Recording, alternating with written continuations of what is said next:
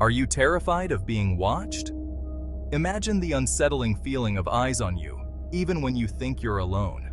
The sensation of being observed, the prickling of your skin, the hairs on the back of your neck standing up. It's a primal fear, one that taps into our deepest anxieties. But what if it wasn't just a feeling? What if someone, or something, was truly watching you? Jenna's story will make you question every shadow, every flicker of movement in the corner of your eye.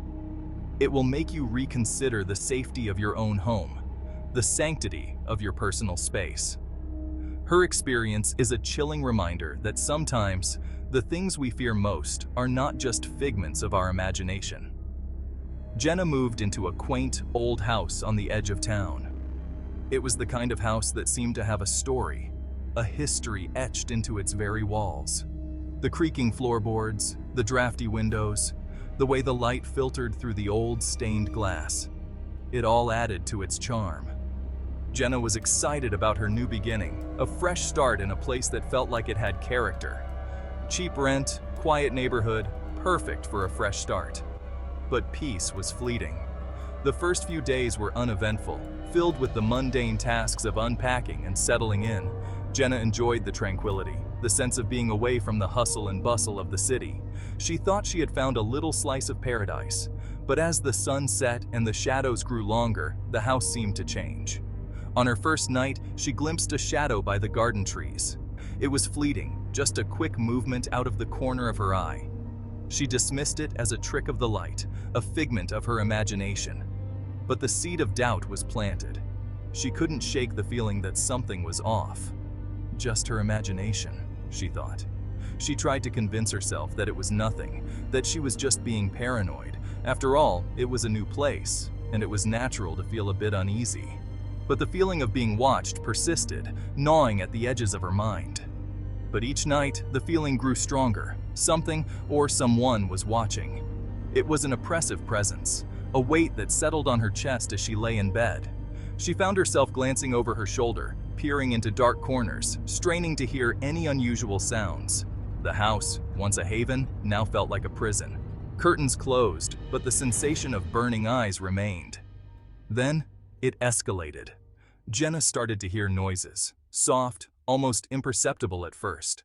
A creak here, a rustle there. She told herself it was just the house settling, the wind outside, but deep down, she knew it was more than that. A soft tap on the glass. Her heart pounded. Nothing there. She would rush to the window, peering out into the darkness, but there was never anything to see. The taps became a nightly occurrence, a sinister lullaby that kept her on edge. Rational thoughts couldn't soothe the unease. She tried to find logical explanations, but they all fell short. The taps were too deliberate, too rhythmic to be random. She started to dread the nights, the hours of darkness that seemed to stretch on forever. She called the police. No signs, no footprints. They were polite but dismissive, chalking it up to nerves and an overactive imagination. They assured her that the neighborhood was safe, that there was nothing to worry about. But Jenna knew better. "It's the wind," they said. But the taps grew louder. They became more insistent, more demanding. It was as if whatever was out there was trying to get her attention, to draw her out. She started to feel like a prisoner in her own home, trapped by an unseen force. But the taps grew louder. They became more insistent, more demanding. It was as if whatever was out there was trying to get her attention, to draw her out. She started to feel like a prisoner in her own home, trapped by an unseen force. One night, she woke to a new, horrifying sound. The tapping wasn't from the living room. It was closer, more intimate. It was coming from her bedroom window. Her heart raced as she lay there, paralyzed with fear. She didn't want to look, didn't want to see what was out there. It was from her bedroom. She forced herself to turn her head, to face the source of the noise. What she saw made her blood run cold. Frozen in fear, she saw it. A face, pale and ghostly, staring back at her through the glass. Its eyes were hollow, empty voids that seemed to suck the light out of the room. She couldn't move, couldn't scream.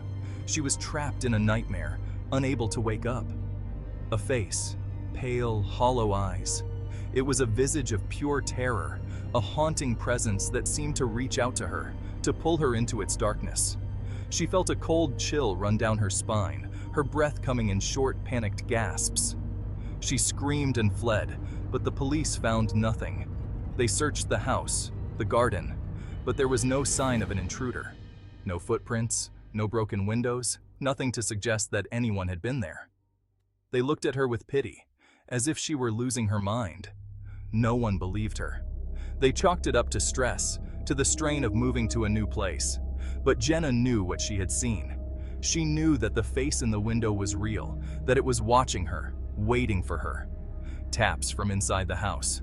They started to come from different places. The living room, the kitchen, the hallway. It was as if the presence was moving through the house, getting closer and closer to her.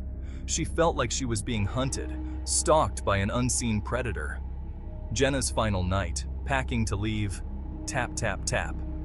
From the hallway. She couldn't take it anymore. She decided to leave, to get out of the house before it was too late. She packed her bags in a frenzy, her hands shaking with fear. But as she was about to leave, she heard it again. The tapping, coming from just outside her door. Her flashlight revealed the nightmare. She turned it on, the beam cutting through the darkness, revealing a shadowy figure standing in the hallway. It was tall and thin, its face obscured by the shadows, but she could see its eyes, those hollow, empty eyes that seemed to bore into her soul. A figure, pale face, twisted grin, tapping from the closet door. She ran, abandoning everything.